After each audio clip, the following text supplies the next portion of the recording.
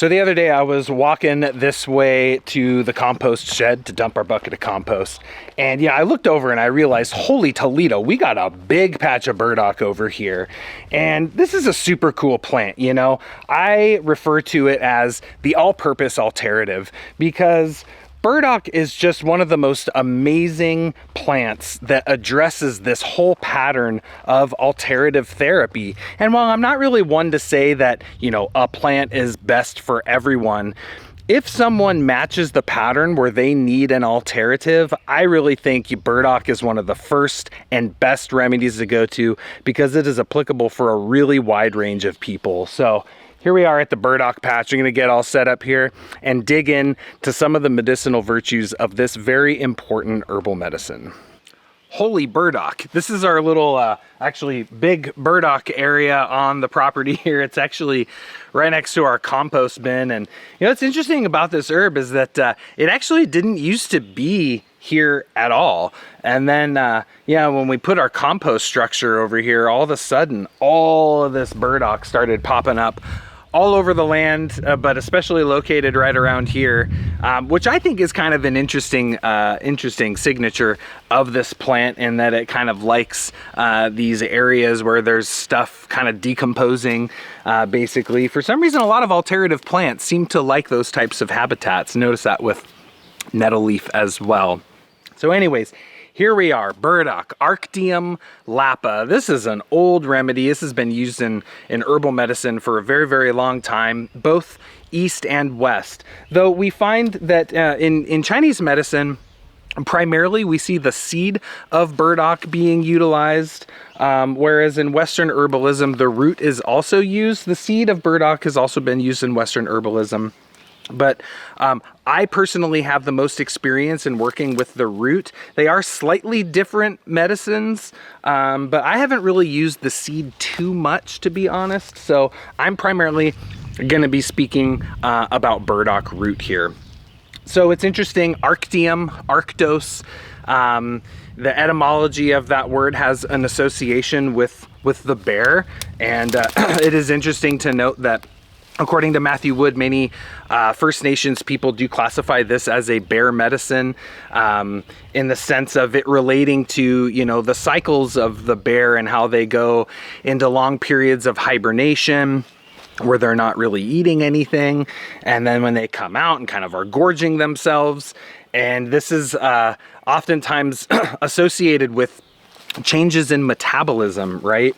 Of which we see the liver being the main seat of. So I think there's some kind of interesting associations there when we see some connections between a plant and an animal. And that is signified by kind of the furry-ish, the stiff, bristly seed heads. There's some over here, you can't see them. We'll probably get some B-roll so you can see what those look like, which apparently were actually the inspiration for Velcro, someone told me once. I don't know if that's true or not, but it makes sense because those burdock seed heads cling to everything.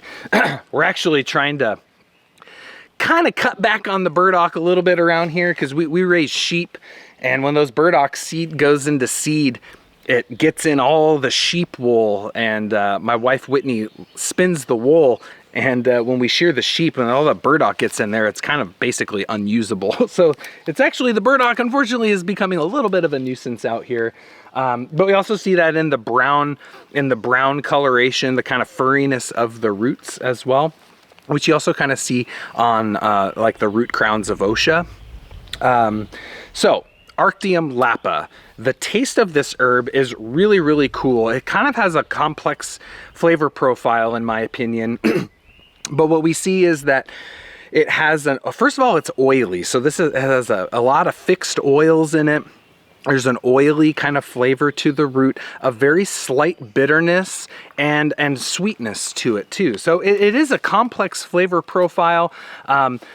Yeah, sweet, oily, and bitter is the way that I tend to like to think of the flavor profile of burdock, which leads to kind of a complex medicinal property that we're going to dig into here. So let's talk about some of the primary organ affinities of this plant. Well, first and foremost, has a really nice affinity for the liver and the gallbladder. This is indicated by the bitterness of the plant, right? So bitter tasting things generally do something in the liver and gallbladder, and the extent of that something in the liver and gallbladder is usually pretty dependent on the extent of its bitterness, right? So with burdock here, what we find is that the bitterness is actually kind of mild. But when you couple it with the oiliness, right? Remember that the gallbladder especially, very, very sensitive to oils, the liver very sensitive to oils. I mean, that's its job in the gallbladder, right, is to secrete bile to enhance in the emulsification and therefore digestion and absorption of fats and oils. And so the bitterness coupled with the oiliness of burdock, in my opinion, gives it a very unique and kind of different action on the liver and the gallbladder. So we see a good affinity there. It has an affinity for the digestive system as well. Of course, that's going to be, you know, associated with its slight bitterness and influence on the liver and gallbladder. But here we also see the sweetness in burdock having a very interesting effect on digestion, because burdock is actually one of the most abundantly rich plants, the root, in inulin. Inulin is a prebiotic starch that essentially feeds all the beneficial flora in the digestive system. I think it's somewhere around like 35-40% inulin in burdock root, like super duper rich. So it does have these polysaccharides present in it. Those are going to be responsible for that sweet taste. And of course, that's going to just really help to restore digestive functioning through its prebiotic property. So definitely, yeah, digestive system, liver, gallbladder. And then from the liver, we see it kind of branching out from there and influencing the blood. So I think the term blood, when it's used, especially in the context of traditional herbalism, is a lot more than just like the blood flowing through our veins and arteries. I think a better way of thinking it would be more thinking of it in terms of like the extracellular fluids, right? Like all of the fluids that bathe the cells, which those fluids can be very nutrient rich. Those fluids can be very toxin rich, right? And so, yeah, extracellular fluid, it's like, you know, you have all the blood flowing through the vasculature, getting to the capillary beds. All of the nutrients and oxygen is being squeezed out of those capillary beds. It enters the extracellular fluid, whereby the cells absorb all of the things that it needs to absorb. And that's kind of the anabolic side, right? The getting nutrition into the cell. Then you have the more catabolic side, right? Where the cell, I don't know why I put that in quotes, but then the cell is excreting waste products, right? It's using nutrients, it's processing them. Then there's waste products.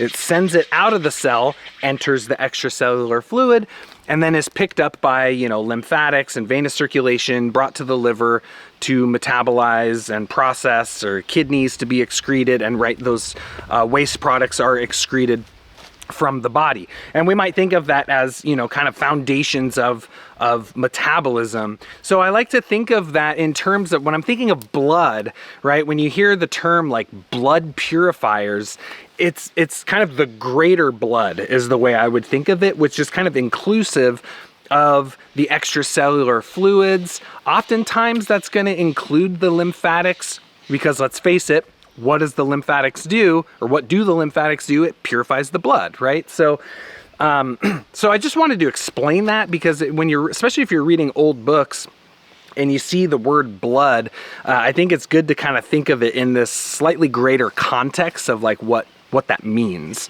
So burdock definitely has an affinity for the blood, for the extracellular fluids, for the lymphatics, and then by reflex, the skin. So this is one of our classic skin remedies, right? And I don't really think of it so much as like a topical skin remedy. It's more influencing the skin because it's affecting these deeper organs in the body, right? It's helping with a lot of chronic skin issues because of what it's doing in the GI, because of what it's doing in the liver, because of what it's doing in the blood and the extracellular and the lymphatics, right? So So the skin is like the result affinity of these other, what I consider like a little bit more important affinities to remember about this plant. And then it's going to influence the kidneys, right? And we see burdock root definitely affects the kidneys.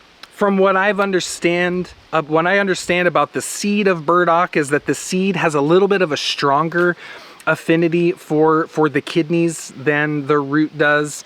And also from my understanding that the seed also has a little bit more of a pungent or diffusive nature to it. And so it actually will get out to the skin a little bit better, has a little bit of a stronger affinity for the skin actually than burdock root. Burdock root definitely affects the skin, but like I said, it's because of its influence on those deeper organs. The seed is actually considered a diaphoretic, so it's going to actually help with, you know, promoting some sweating, and will get actually to the skin a little bit more directly in and of itself. But both definitely do have an influence on the kidneys as well. So think of that, like that's a lot of areas of the body. We're talking like essentially some of the deepest vital organs in the body, but what do all these organs and systems and tissues have in common? They're associated with detoxification, right? The liver, the kidneys, extracellular fluid, blood, lymphatics, skin. These are channels and organs of elimination. And so that leads us to really what I see as the primary medicinal action of burdock, which is that it is an alterative. And to me, burdock is like the quintessential alterative. I think it's one of the most profound alteratives in the Western Materia Medica. That's just my opinion. I like using this herb a lot as an alterative. I feel like it's very, very versatile. For those of you that maybe aren't familiar with that term alterative, this basically means an herb that is going to support in opening the channels of elimination. The alterative Materia Medica support in the body's innate detoxification processes.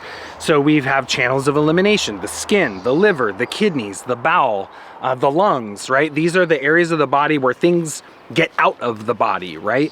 And so herbs that support in that process of eliminative, getting things out of the body, we tend to think of those as alteratives. And in that way, it's kind of a general category, right?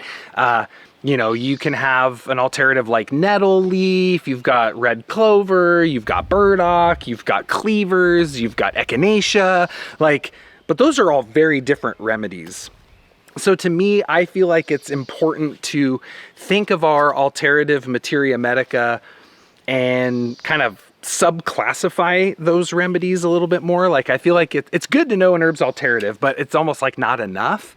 So I think we have to get specific into what type of alterative a remedy is, because some of them, like cleavers, has a little bit of a stronger lymphatic kidney affinity. Oregon grape has a little bit stronger liver affinity. Yellow dock has really good affinity for the bowel, etc. Burdock to me is just like, it's like all purpose, you know? It's like, it's supporting the kidneys, it's bitter and supporting the liver and gallbladder, you know, it's helping cleanse the blood and extracellular fluid and the lymphatics. And through all of that, it's helping to support the skin. So that's really the main action that I tend to think of. It's got some diuretic properties. It's got some bitter tonic properties. It's got some lymphagogue properties. It really is, yeah, to me, it's like the all-purpose alterative in a way. So let's talk about how we consider using this herb. Well, let me talk about the energetics really quick, and then we'll get into kind of some of the primary uses. So energetically, this herb's really interesting. We might think that it's going to be, you know, really cooling and really drying because it's bitter, but then it's not super bitter. And then it's not like overly drying, which is kind of surprising because most alternatives are drying. But then you think it's oily, right? And it's sweet. And oily things, you know, are hydrating from the perspective of oils. And sweet things tend to nourish and build up and strengthen. And oftentimes sweet things can sometimes have a little bit of a moistening effect.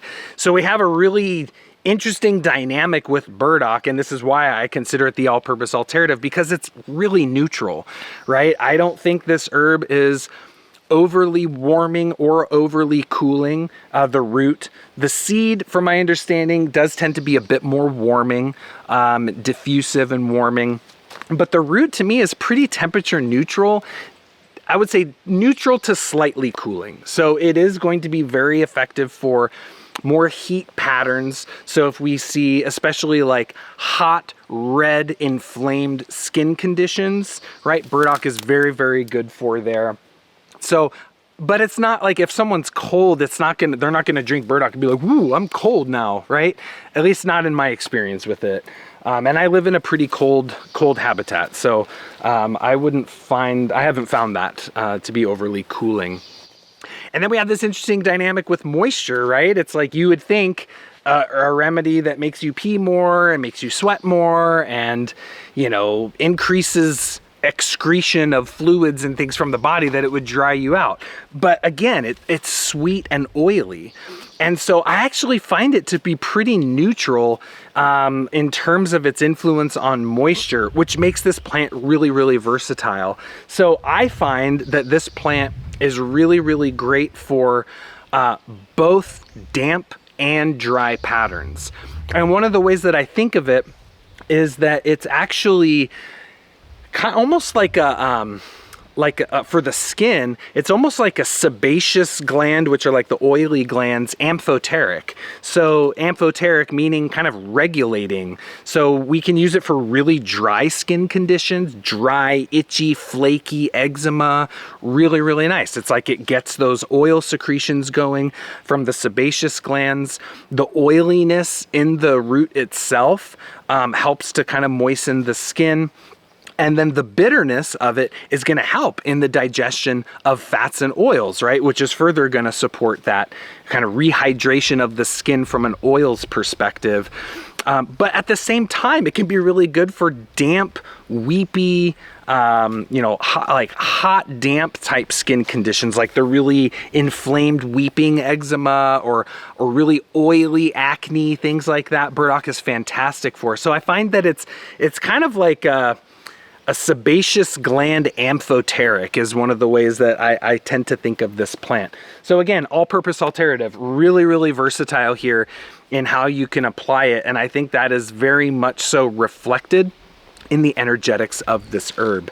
So the way that I tend to think of Burdock working is on the one hand, it can be really good for people that like the pattern, right? So they have digestive insufficiency. Maybe they have a lack of bile flow from the liver and gallbladder. They're not digesting and absorbing, especially fats and oils. That leads to a degree of dryness in the skin. And ultimately it can lead to a degree of weakness, right? Of maybe malnutrition or emaciation, or they're just not getting adequate nutrition from their food because they don't have the kind of anabolic power of metabolism. So here comes Burdock, and the inulin's going to heal the gut lining. The bitterness is going to get digestive system going. It's going to help to clear and cleanse any stagnation within the tissues, because when people get dry, they can tend to actually accumulate metabolic waste products, because fluids are what carry away those waste products, right? So if there's inadequate fluids, waste products can accumulate. We tend to think of toxicity as being like predominantly damp patterns, and that is very common, but it can also happen when people get overly dry. So Burdock is going to kind of strengthen their ability to digest and absorb fats, oils, nutrients, and to get them out into the tissue. So in a way, it can help build people back up. So that's one side of it. That's one way I think of Burdock for those kind of thin, weak, deficient, dry type people that a predominant sign and symptom here being they have a skin condition, right? The flip side of that is the kind of more damp stagnation based pattern, which is, these people are not excreting waste products well. Their metabolism is sluggish. Maybe they're more on the anabolic side and not so hot on the catabolic side, right? So they build up really well, but they don't break down and excrete very well. And so now here you take the burdock, and then what can happen in that situation is everything gets backed up, right? The channels of elimination are congested and stagnant.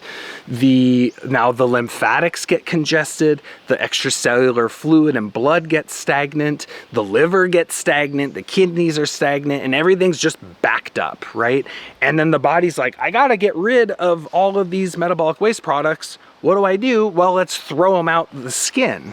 And so then you end up with this, chronic skin condition, right? So the way burdock's going to work here is it's just going to start moving all that stagnation, right? It's going to open up the kidneys to help the kidneys drain fluids. It's going to stimulate the kind of catabolic power of the liver that's going to cleanse the blood, cleanse the lymphatics, and then through that, it's going to support the skin and kind of taking the burden off the skin in a way, right? It's like, now all of a sudden the skin's having to deal with all the stuff that it normally doesn't have to deal with. And so the liver, the bowel, the kidneys are now going to help to support in the body's natural detoxification processes, and then therefore help to resolve those types of chronic skin conditions. Now, this herb has been classically used for a lot of like edema, dropsy, water accumulation within the tissues. I believe that the seed was more commonly used for that.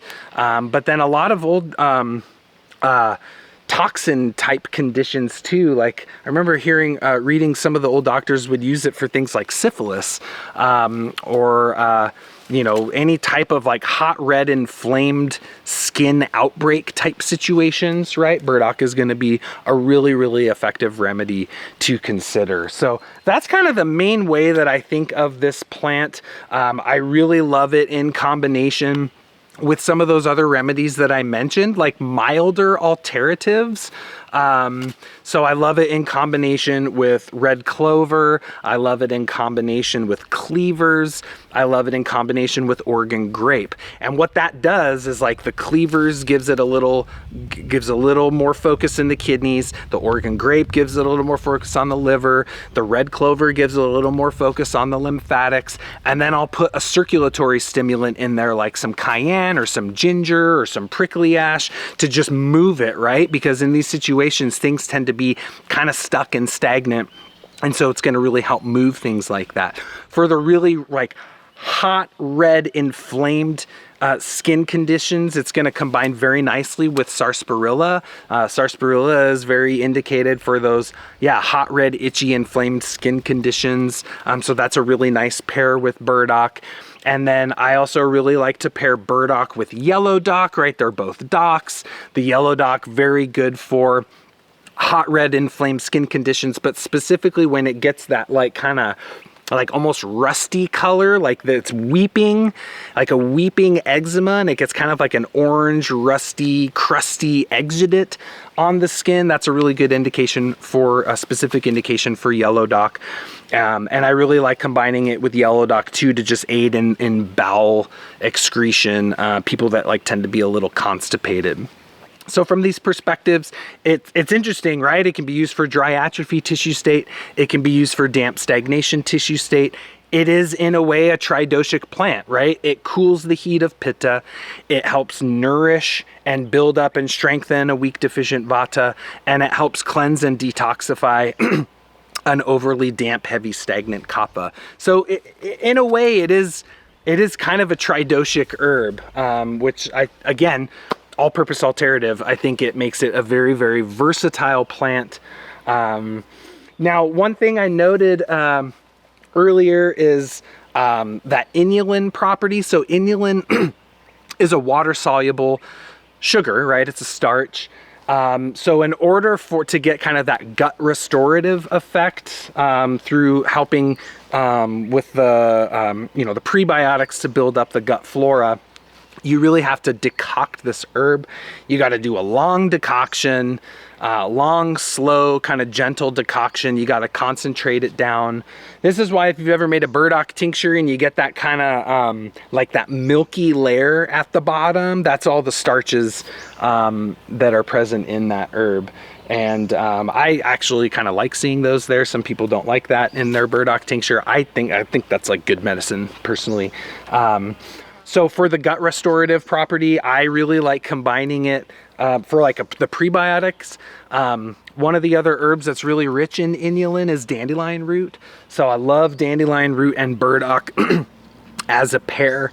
Of course, dandelion's a little more bitter. So if you decoct dandelion and burdock, it can get a little like a little hard to drink for some folks.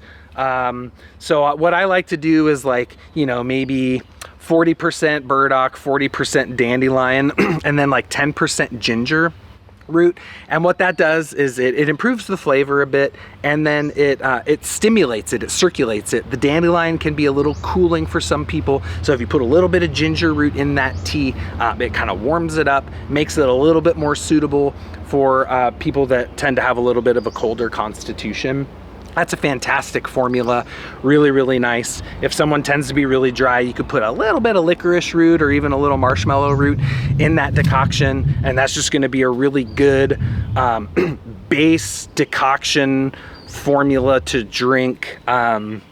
If you're going through like a gut restoration protocol, or you know, if you've had to like take a lot of antibiotics and you're taking probiotics, I always say it's good to supplement probiotics with some prebiotics, just so they got everything they need to so they can be well nourished too, right? We want happy gut flora. And so I really like to think of burdock as a very supportive herb there. The fresh root also is used culinarily, right? I mean, it's not bad. You can buy fresh burdock root from a lot of like Asian grocers. Sometimes you'll see it under the name gobo, but you could just chop it up and use it like you would like carrots, you know? We've put burdock in soups. We'll actually add burdock, we'll shred it and add it into, we do a lot of like ferments. So we'll add it to like kimchi, sauerkrauts, things like that. It ferments pretty well. I've heard of people pickling it. We haven't ever pickled it before, but I think that's probably would be a pretty nice way to do it too. So, right, I mean, it's like, that's how like not that bitter it is, you know what I mean? It's like, it can be eaten as a food. And I think just incorporating it into your diet is really, really nice. So these are some of the main properties of burdock and the way that I tend to think about it. From an astrological perspective, to me, this is a very nice archetypal plant associated with Jupiter. You know, the other day I shot a video on lemon balm and was talking about Jupiter being this like, you know, planet associated with like our faith and our belief, and like really uplifts us, right? It's like Jupiter brings blessings to us. And that's kind of how I think of the Jupiter relationship to lemon balm. But the Jupiter relationship with burdock to me is like looking at it from a very different perspective. So with burdock here and Jupiter, well, first of all, Jupiter it's one of the kingly planets, right? It's like the gas giant. Jupiter actually almost became a sun, right? But it didn't meet the criteria, you know. But it's a huge planet, right? It's the gas giant, and it's gaseous, right? So it's like constantly like in this kind of radiant state of expansion and growth. And that's oftentimes what it governs in the body is metabolism, right? The things that build up and grow and add on to tissue, as well as the breaking down part of that process. And that is why Jupiter's main organ correspondence is the liver, right? Jupiter also rules oils. It rules fat tissue. It rules, that anabolic side of metabolism. And that's really what burdock is doing, right? I mean, to me, its main organ affinity is the liver. Like that to me is the seat of where burdock is operating from. Of course, the roots have that oiliness. It's working on, as I said, like a sebaceous gland amphoteric. So it is really kind of, it carries the intelligence of fat metabolism and oil metabolism and fat and oil regulation in the body. That is like Jupiter to the T, right? But then it gets even more interesting because Jupiter, like when people have Jupiter excess within their constitution, what we tend to see is they do everything in excess. Like it's a gaseous planet. There's no boundaries. Like Saturn's the opposite. That's why it's got rings around it. It's like contained and it's got a boundary. Jupiter's the opposite. It's boundaryless, right? So people with a lot of Jupiter, they tend to consume things in excess or do things in excess. They don't have a boundary. Like they don't know when to stop. And that's why Jupiter's associated signs, Sagittarius, Pisces, these are the archetypes that are most prone to addiction. These are the archetypes most prone to, you know, eating too much, drinking too much, doing too many drugs, gambling too much, right? These are all Jupiter afflictions. And so with the Burdock person, right, this is like the Jupiter type that just eats and eats and eats, and they drink and drink and drink, and then their body gets all stagnant, and you know, they gain weight, and they're all toxic inside. And then Jupiter energetically governs damp heat, and that's kind of the main pattern, one of the main patterns that I think of for Burdock, right, is that the damp, hot skin conditions and things like that. So that's like the Jupiter excess, but the Jupiter deficiency pattern works too, right? Is that Jupiter in deficiency, what are we going to see? The opposite of that: thin, weak, deficient, unable to build up and nourish. They don't get fats and oils into their tissues. They're all dried out, right? They're cold, they're dried out. And then you give them some Burdock and they start getting those fats and oils in. It starts building up their weight. They're more insulated, so they feel more warm. So really across the board, this is my favorite Jupiter plant, because to me, it just like, it encapsulates that planetary quality really, really powerfully. In terms of the elements, I really love Jupiter Burdock under the earth element, right? I mean, look at, there's so much earth in this plant. Like, it's huge, right? These really broad leaves, which is another Jupiter pattern, actually, just stout, large plants.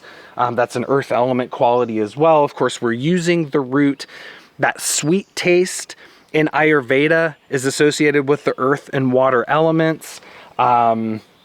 The oiliness in the plant is also a very earth element quality, and just in the way that it's working on metabolism and building up tissues and helping to strengthen the body as a whole, really is the way that I think of it. Like, to me, at its core, Burdock is like this amazing herb. Obviously, I'm like going off on it, but to me, it's just this like really amazing herb that just helps the body kind of come back to a state of balance. Like, I know that's really vague, but when I think of the process of digestion, absorption, and elimination, Burdock is an amazing herb to kind of rebalance and just strengthen that whole cycle and process as a whole. So, just a little bit about Burdock here. I could go on and on forever about it, but I'll leave it at that. Hopefully you learned something good about Arctium Lapa. I feel like this is just a critical herb to know. And I mentioned it the other day too, but for those of you that are just getting started in herbal medicine, I feel like this is a really great plant to learn when you're just getting going learning herbs. It's safe and gentle to work with. You know, it's a good herb to get to know. I feel like it's a kind of a good starter plant, you know, and yet if you're advanced, don't forget about Burdock, right? It's amazing. There's always something new to learn about plants. We're going to be learning about these medicines for the rest of our life. The most advanced herbalists in the world are still learning about peppermint, right? So this is Burdock. I love this plant. Hopefully you do too. Would love to hear about your experience of this plant. If you're watching this on YouTube, drop a comment below. Let us know what your experience with Burdock is. Be sure to hit the like and subscribe button. It really does help support the channel, as does you still listening to my voice. It really does help with the algorithm. So I really appreciate you watching this video this far. or listening to the podcast this far. Just that alone really does help support us, and I really, really appreciate that. If you are anywhere other than our website, be sure to head on over to evolutionaryherbalism.com, sign up for our newsletter, join the Plant Path, become a student for free, and you'll get all the updates when we're publishing new episodes and get kind of the details whenever we're opening enrollment for courses or doing a free workshop series and things like that. So check us out at evolutionaryherbalism.com. Again, like, subscribe, follow us on Instagram and Facebook. We're really committed here to just sharing free information with the herbal community, and the only way that we can do that is for people to consume that content. So thank you very much for doing that. We really appreciate it from myself and my wife and all the team here at the School of Evolutionary Herbalism. So I'm Seja Popham. Thank you very much for joining me here for this plant profile on burdock, and until the next one, take care.